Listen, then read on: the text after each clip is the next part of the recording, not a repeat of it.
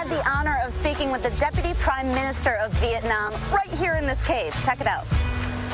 How has the discovery of Sơn Đoòng impacted nearby villages? People used to rely on hunting for a living, but nowadays many of them are in the business of tourism, and they can earn a better income. They also realize that they need to protect it, to conserve it. Is there anything that you would like Americans to know about Vietnam? Today, Vietnam is peaceful, safe, and I have to say, very beautiful country with a friendly people and a vibrant economy. And Vietnam is one of the... Sure, but you got to be sore from all that hiking.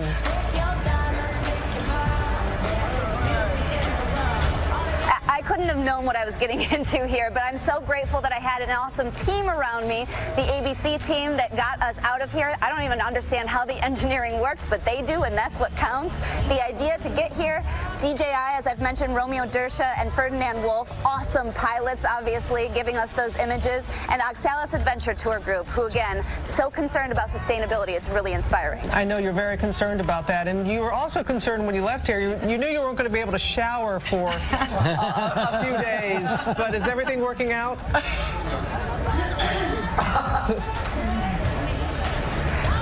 I'm okay right now, but it is not good. I'm going to need to get home soon. We've got a couple of ponds, one that's cold, one that's lukewarm, and we can wash ourselves in there. It's been rough.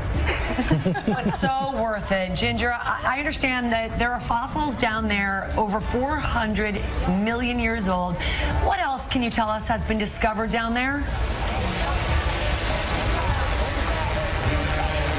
You know, they bring scientists down here, only a few so far, and they said as they bring them down, they find something new every time an expert gets in here. So already 7 new species of different animals, and they know there are new plants to be found and so much more, including those fossils. It's really exciting science-wise. Yeah, and speaking of how they find these things, we said yesterday, there's no map of the trek.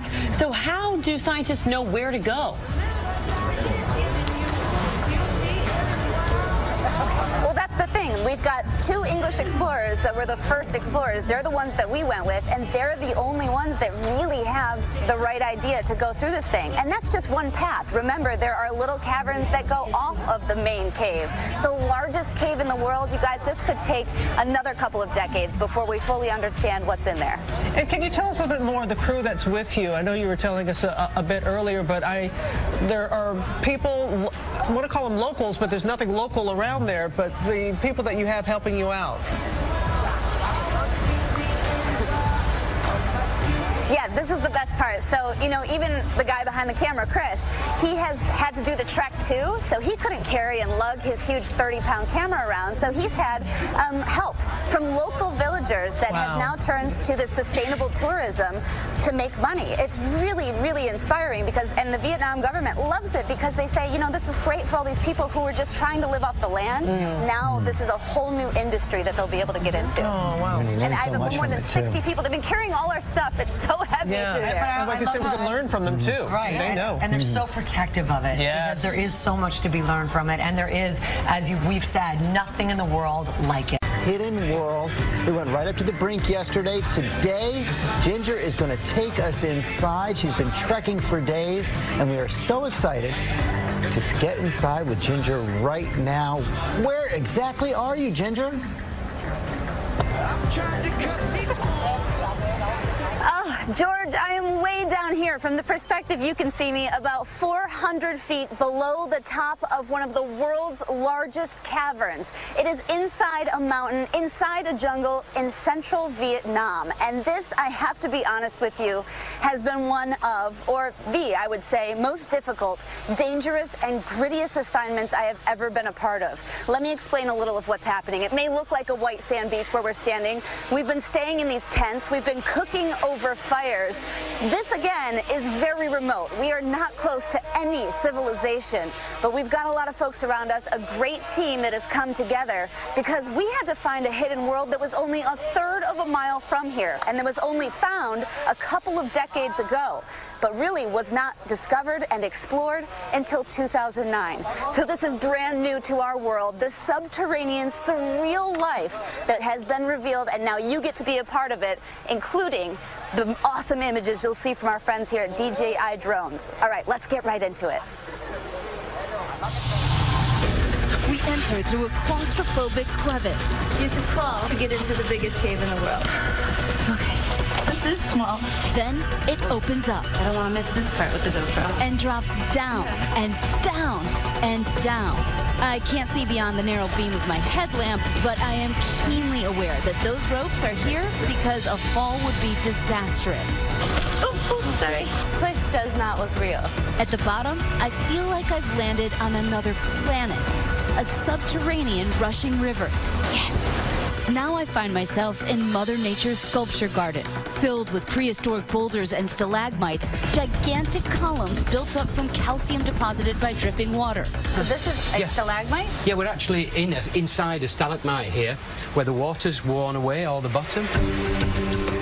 After a grueling hour, an illuminating light 1,000 feet overhead. Spectacular. So every turn, there's something else. This colossal skylight, where the chamber ceiling collapsed, is called a Doong, breathing life into this underground world. It's a lush, green oasis. Our camp's white sand beaches lit up below. It looks like Avatar in here. It doesn't feel real. No. This is that hidden world we've been chasing. Sơn Đoòng, or Mountain River Cave, the planet's largest and visited by fewer explorers than outer space. Just look at this. It is unbelievable. I'm standing on this colossal stalagmite, the jewel in the crown of Sơn Đoòng Cave. It's the moment that took my breath away, and it's also the moment I realized we're not even halfway there yet. Sweat. We press on, and suddenly I'm in a jungle under a second monster skylight. Not atop a mountain, but inside it. Way inside it. More than 800 feet below the surface. You don't normally get trees and jungle in caves. That's why it's quite different. Jungle plants and animals from above adapting to this unique subterranean netherworld. We've come across monkeys, been sticks thrown at me by monkeys. In here? In here, They're yeah. throwing sticks at Throwing you. sticks. What a view from those drone cameras. This mammoth crater big enough to park 2 747s inside and tall enough to fit an 80-story skyscraper. The cave's flowing river, the creator of this alien world, carving its way through a limestone mountain for 2 million years, forming the largest underground chamber on Earth. More than 1.3 billion cubic feet of subterranean awesomeness. That's more than 15,000 Olympic-sized swimming pools. Appropriate since 5 months out of the year, this underground marvel is underwater. The river goes 80 meters tall at least, and it'll be like 100 meters wide and flowing very, very fast. There's no way you can get anywhere near this area. Danger is everywhere here. Alongside breathtaking beauty, like a fantasy world come to life. The punishing journey worth every ounce of sweat. What gives me goosebumps are the still unexplored passages that branch off our route, tunneling deeper. Good morning, America.